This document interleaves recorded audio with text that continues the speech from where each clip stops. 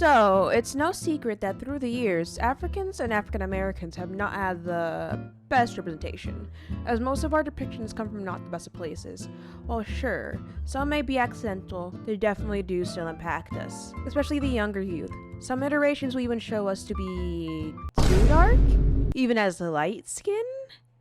Regardless, people in our community have persisted, going on to make our own representation or redesign the more poor ones, like we will do in this video. First up is Sambo and Hannah from Sanrio. I was aware of Sanrio prior to this video, but only of this character till my friend brought them up to me. Most obviously, you can see it's more depicting a blackface than an actual black person, down to the red lips and skin tone. Alongside the fact the person who designed this used primarily triangular shapes and sharp angles to further push the agenda. What do I mean by this? Well, firstly, the in-character design. Shape language is a huge part of how to portray a character's personality and traits. The Sanrio team is acutely aware of this. Most of their iconic characters use mostly circular shapes and sometimes square. Circular design represents a softer, kinder, and a lot more cute image. A good example is Disney's Mickey Mouse. As for square design, it can represent a more stable, sturdy, in some cases, it can portray stubbornness. If you want a more literal example, it would be Minecraft Steve. But an actual one would be Grunkle Stan from Gravity Falls. Triangular shaped language with sharper edges usually represents a more mean, dangerous, and cruel design. A literal example would be Bill Cipher from Gravity Falls. A less obvious example would be Dr. Nefarious from Ratchet & Clank and Black Hat from Villainous. Now, with explaining that out of the way, why is it a bad thing to portray this character with that? A harmful stereotype is portraying black people as rude, ignorant, and stupid. So putting that upon blackface is already a dastardly disservice to the community as well. Alongside, when Sanrio issued an apology, they claimed they were unaware. My question is, how?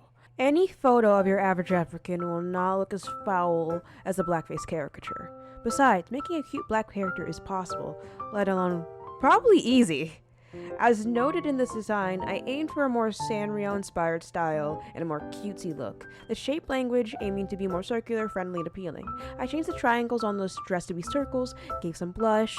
The dress was changed to be a pink color instead of a red to welcome a more inviting look. Albeit simple and cutesy, this is admittedly not my regular style. I think this came out rather nice, no? Tell me what you guys think. Next one up is The Little Horse Servant from Fantasia by Disney. Disney has a plentiful of racist depiction in their medias. This is known by a plenty and even known by the current members of Disney. In fact, at one point they tried snipping the blackface horse servants out before saying they will no longer take down their older and poorer versions of African Americans. If they redeem themselves is up for debate, but either or. For this redesign, I was rather excited to draw this one. I didn't want to make her a servant. No, she deserves to be with other horse gals. This depiction is pushing the idea that black people are beneath the average Caucasian person, where they deserve to be servants, which is not true. Here, I made her a pretty princess, one that we, the community, deserve. While designing her, I thought of hair from Hades too, honestly. Wanted a regal and royal look, like a fae icon in the making. I made her tall and her hair to be one giant large braid. For this, I thought a blue and silver aesthetic would be the prettiest route here. Fitting of the other horses, of course. Like before, I tried using a more circular shape, and granted, it's in my normal style, so a massive jump in quality from the prior. I have posted this design on Instagram.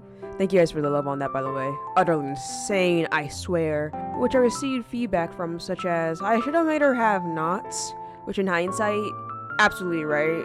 Also, people had stated that she appears to be Indian. I don't personally see it. Alongside, I need to mention that the reason I kept out the plentiful bows, for those unaware, a lot of harmful depiction of black girls in olden times were with braids and bows, mocking our hairstyles. I do love bows, but not here. Also, no need to tell me that the horse anatomy is messed up. I'm full-heartedly aware. This was a quick drawing, and I was going off my memory from previous horse studies. Horses are not my biggest strong suit, so I apologize for that. In future videos, to save myself from further embarrassment, I will indeed be studying horses before I draw them, no worries. But can you blame me? I grew up with My Little Pony, not Spirit. Anyways, this is the final design. Tell me how you guys like it. This is probably my favorite one out of this entire video, to be honest.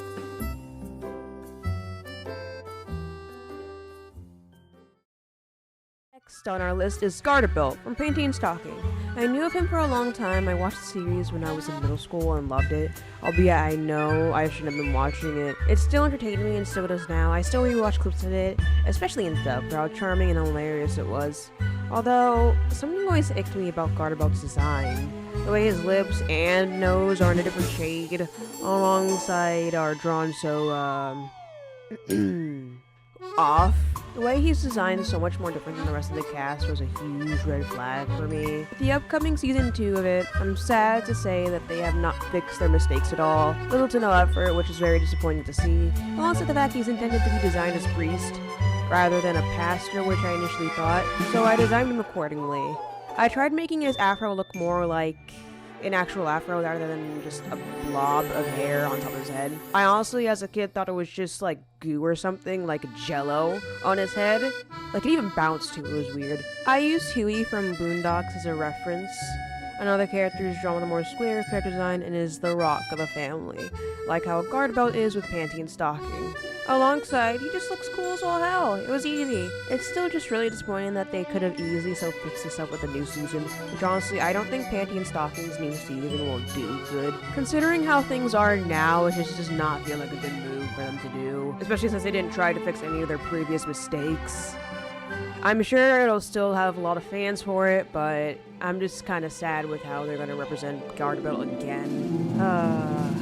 Anyways, though, the design is done. I hope you guys like this one. Tell me what you guys think in the comments down below. Do you guys think that Garterbelt was represented well or wrong? I would like to hear your opinions.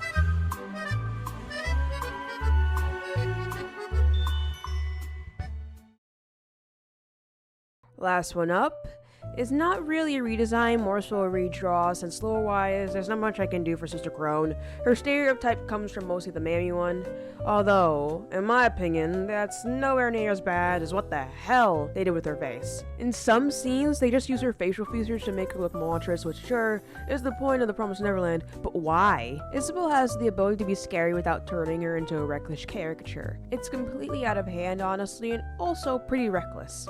Not to mention, the live-action version generally did not even try. They just did not try to cast a black actor for her, and that's just depressing to me. Everything with the appearance of this character, they fumble bad. It's not even like her backstory is bad. I actually liked her story and character, but it's just, why? Why do they have to draw her like this? And in the manga too, there's no excuses for it. I don't want to believe that it was intentional for her to be a caricature, but it's really difficult not to. I mean, sure, it's an anime from Japan, but it's still not an excuse to be racist. I don't think we should give designers that excuse. They should do just as much as research for us as any other character. Period. Hate is hate, regardless of where you come from. Do better, y'all. Do better.